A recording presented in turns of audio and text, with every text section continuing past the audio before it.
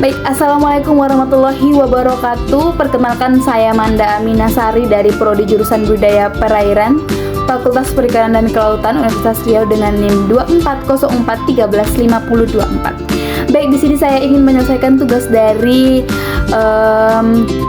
mata kuliah kewirausahaan, yang dimana tugas tersebut diberikan untuk kita mahasiswa agar mereview jurnal internasional yang berhubungan dengan ekonomi. Baik, di sini saya memilih jurnal internasional yang judulnya adalah, atau yang artikelnya dengan judul Does This Matter Now? A Global Panel Data Analysis of 7 Regulations from 2018 until 2020 on Digitalization and its Impact on Economic Growth. Jadi yang akan saya bahas atau yang akan saya review jurnal ini mengenai tentang digitalisasi dan pertumbuhan ekonomi. Ada dua kata kunci yang pada kali ini akan kita bahas, yaitu yang pertama adalah digitalisasi dan yang kedua adalah pertumbuhan ekonomi. Bagaimana sih hubungan dan bagaimana dampak yang dihasilkan oleh digitalisasi ini terhadap pertumbuhan ekonomi? Apakah dampak yang diberikan digitalisasi ini semakin baik atau bahkan semakin buruk? Baik, sebelumnya sebelumnya saya akan menyampaikan kepada teman-teman atau kepada kita semua bahwa ada latar belakang yang melatar belakangi penelitian ini terjadi. Tentunya suatu penelitian itu dilakukan karena adanya suatu masalah atau suatu mosi. Jadi penelitian ini dilatar belakangi dengan debat tentang peran teknologi informasi atau TI, yang dimana penelitian ini berangkat dari perdebatan panjang mengenai kontribusi teknologi informasi terhadap pertumbuhan ekonomi. Beberapa studi sebelumnya sudah menunjukkan hasil yang kontradiktif terkait dampak digitalisasi pada ekonomi nasional. Jadi pada intinya adalah digitalisasi dengan ekonomi ini bisa bersanding dengan baik tanpa adanya impact atau tanpa adanya dampak yang merusak pertumbuhan ekonomi dengan adanya digitalisasi ini. Jadi karena banyaknya perdebatan antara beberapa pihak, itu sebabnya penelitian ini dilakukan untuk mengetahui apakah banyak baiknya atau apakah lebih banyak buruknya tentang penyandingan digitalisasi dengan pertumbuhan ekonomi ini. Nah, tentunya selain ada latar belakang, pasti adanya tujuan penelitian. Kenapa sih kita harus melakukan penelitian ini? Tentunya ada tujuan-tujuan yang harus kita capai atau tujuan-tujuan yang akan kita capai. Begitu. Jadi tujuannya ini tidak bukan untuk eksplorasi hubungan digitalisasi dan pertumbuhan ekonomi. Jadi di sini di penelitian ini tujuannya untuk mengeksplor lebih banyak hubungan apa sih yang ada di digitalisasi dengan pertumbuhan ekonomi ini. Apa saja hubungan-hubungan di antara digitalisasi dan pertumbuhan ekonomi ini. Penelitian ini bertujuan untuk menyelidiki hubungan antara digitalisasi dan pertumbuhan ekonomi di 59 negara yang terbesar di wilayah selama periode 2018 sampai dengan 2020, seperti yang sudah tertera pada judul artikel yang tadi saya sampaikan. Baik, selanjutnya tadi saya sudah menyampaikan tentang latar belakang serta tujuan penelitian. Yang ketiga adalah metodologi penelitian atau step by step apa yang dilakukan dalam penelitian ini. Jadi penelitian ini menggunakan metode analisis korelasi dan regulasi. Apa itu analisis korelasi dan regulasi? Penelitian ini menggunakan metode analisis korelasi dan regulasi untuk mengevaluasi data panel dari 59 negara tersebut, mengkategorikan negara-negara tersebut berdasarkan tingkat digitalisasi mereka. Jadi dari 59 negara tersebut akan di-ranking atau maksudnya akan diurutkan negara-negara mana sajakah yang digitalisasi yang paling tinggi. Pada saat ini yang kita ketahui adalah digitalisasi yang tertinggi pada saat ini adalah Amerika dan Cina. Jadi dari 59 negara itu akan diurutkan dari negara tertinggi terhadap digitalisasi, dan di situ kita akan melihat bagaimanakah pertumbuhan ekonomi yang negaranya juga adalah negara tertinggi digitalisasi. Jika kita lihat dari evaluasi tersebut, maka kita akan bisa melihat hasil yang ingin kita dapatkan. Jadi metodologinya itu adalah analisis korelasi dan regulasi. Tidak lain adalah untuk mengevaluasi dari 59 negara tersebut. Baik, dampaknya masuk ke dalam hubungan positif serta hubungan negatif. Pasti itu kita semua sini bertanya-tanya, memangnya ada hubungan negatif yang ditimbulkan dalam digitalisasi pertumbuhan ekonomi? Tentunya ada. Namun di sini saya akan menyampaikan tentang hubungan positif antara digitalisasi dan pertumbuhan ekonomi.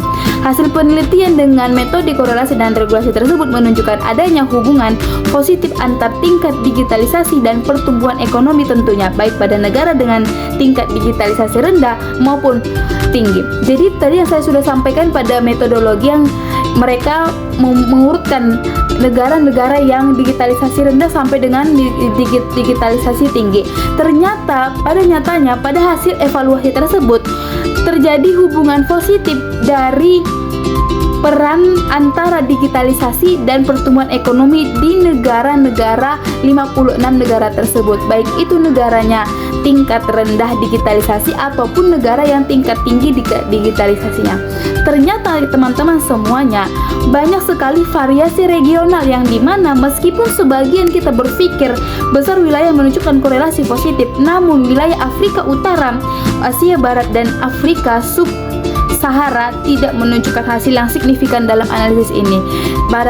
Itu sebabnya pada saat ini saya sampaikan kepada kita semua bahwa jurnal ini tidak bukan menyampaikan kepada kita semua bahwa tidak semuanya digitalisasi dengan pertumbuhan ekonomi bisa disandingkan dalam hal yang positif, karena pada nyatanya setelah dilakukan penelitian dengan analisis korelasi dan regulasi terdapat variasi regional yang dimana terdapat pada wilayah Afrika Utara, Asia Barat dan Afrika Sub-Sahara yang tidak menunjukkan sama sekali adanya hubungan positif antara digitalisasi dan pertumbuhan ekonomi ini. Nah, tentunya kita di sini bertanya-tanya, kenapa Afrika Utara, kenapa Afrika Sub-Sahara bisa tertinggal? Bisa kita katakan tertinggal. Kenapa mereka tertinggal? Karena di sini saya akan mengatakan kepada kita semua, menginformasikan bahwa adanya panduan untuk mengembangkan kebijakan teknologi informasi atau TI, yang dimana temuan ini atau penelitian ini dapat membantu dalam merumuskan kebijakan pengembangan teknologi informasi dan ekonomi di tingkat nasional yang menekan pentingnya investasi digital untuk mendorong pertumbuhan ekonomi. Yang seperti yang kita ketahui bahwasanya kita tidak bisa lari dari kenyataan bahwa kita sudah berada di zaman 4.0 atau 4.0 yang dimana kita tidak bisa lepas dari yang namanya digitalisasi ataupun yang namanya teknologi informasi. Nah, itu sebabnya kita sebagai manusia yang hidup pada zaman 4.0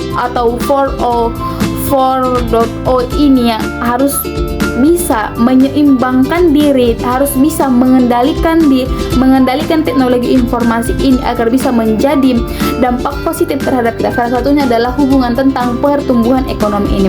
Jangan teknologi informasi yang membuat yang menyetir kita. Jadi di penelitian ini bisa menunjukkan bahwa dengan menekankan pentingnya investasi dalam digitalisasi ini bisa mendorong pertumbuhan ekonomi. Baik, masuk kita ke dua poin terakhir, yang dimana yang pertama adalah periode waktu terbatas. Jadi penelitian ini tidak bisa kita katakan saat ini pada zaman ini pada tahun 2025 bahwasanya penelitian ini adalah penelitian yang sangat detail atau sangat valid atau sangat bisa disimpulkan sendiri, tidak, karena pada dasarnya penelitian ini tadi saya katakan dilakukan pada tahun 2018 sampai 2020 yang mungkin saya katakan di sini pada saat itu belum dapat mencakup semua tren jangka panjang, yang dimana di situ juga terdapat kendali yaitu dampak pandemi COVID-19 selama periode penelitian dapat mempengaruhi hasil dan investasi data tersebut. Jadi dengan adanya COVID-19 ini, maka bisa kita simpulkan pada kali ini penelitian ini belum bisa kita ukur kesimpulannya, atau maksudnya kita tidak bisa di sini dikatakannya bahwa Afrika syarat tertinggal digitalisasinya, tidak. Namun di sini kita bisa menyimpulkan bahwasanya dari penelitian ini atau jurnal ini mengatakan bahwasanya kepada kita semua betapa pentingnya sandingan antara digitalisasi dengan pertumbuhan ekonomi yang tidak bisa sama sekali kita hindari, baik itu pertumbuhan ekonomi secara nasional ataupun pertumbuhan ekonomi secara internasional. Jadi untuk jurnal yang lebih upgrade lagi, karena pada jurnal yang saya ambil ini adalah pada saat tahun 2018 sampai 2020. Kenapa saya memilih tahun itu? Karena memang tahun itu adalah tahun-tahun terberat bagi kita semua, benar, karena tahun-tahun itu adalah tahun-tahun dimana kita dilatih untuk menjadi seorang manusia yang bisa berpikir panjang, berpikir untuk kedepannya bagaimana, karena pada saat itu kita sedang dilanda oleh COVID-19 yang melanda pada seluruh dunia, tidak hanya pada nasional saja. Jadi untuk kesimpulan pada kali ini yang bisa kita dapatkan dari jurnal yang telah saya review pada kali ini adalah yang pertama, yaitu betapa pentingnya sandingan antara digitalisasi dan pertumbuhan ekonomi, baik itu pertumbuhan ekonomi secara nasional ataupun pertumbuhan ekonomi secara internasional. Yang kedua adalah kita sebagai manusia yang hidup di zaman 4.0 yang tidak bisa mengelak atau tidak bisa menghindari bahwa kita memang sudah hidup di zaman teknologi yang serba canggih. Jadi kita juga harus bisa mensandingkan teknologi informasi dengan pertumbuhan ekonomi kita atau pertumbuhan digitalisasi kita. Contohnya kita sekarang sudah bisa terbentuk e-commerce di marketplace yang banyak sekali bisa kita searching, atau bahkan kita bisa membuat brand sendiri dan membuat e-commerce sendiri. Itu salah satu cara kita untuk tidak menghindari adanya digitalisasi atau teknologi informasi yang semakin canggih pada zaman kita ini. Dan yang ketiga, yang terakhir, yaitu di sini di jurnal ini dikatakan atau diinformasikan kepada kita semua bagaimana pentingnya kita semua, bukan hanya para pengusaha, bukan hanya para pemerintah ataupun para peran-peran ekonomi lainnya. Di sini kita disuruh untuk bisa memanajemenkan ekonomi diri sendiri atau memanage keuangan pada diri kita sendiri, karena pada dasarnya kita akan hidup di zaman-zaman yang tidak tentu informasinya ke depan. Kita tidak tahu bagaimanakah di masa depan sana ekonomi yang akan terjadi pada ekonomi nasional ataupun internasional.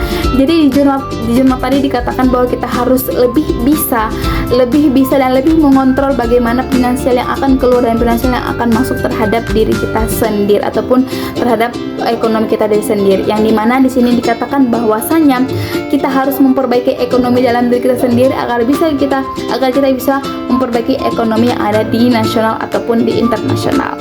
Mungkin cukup sekian yang bisa saya sampaikan pada review jurnal internasional yang dibahas tentang digitalisasi dan pertumbuhan ekonomi.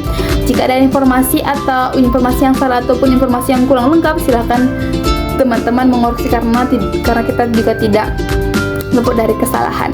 Saya Manda Aminasari, sekian dari saya. Assalamualaikum warahmatullahi wabarakatuh.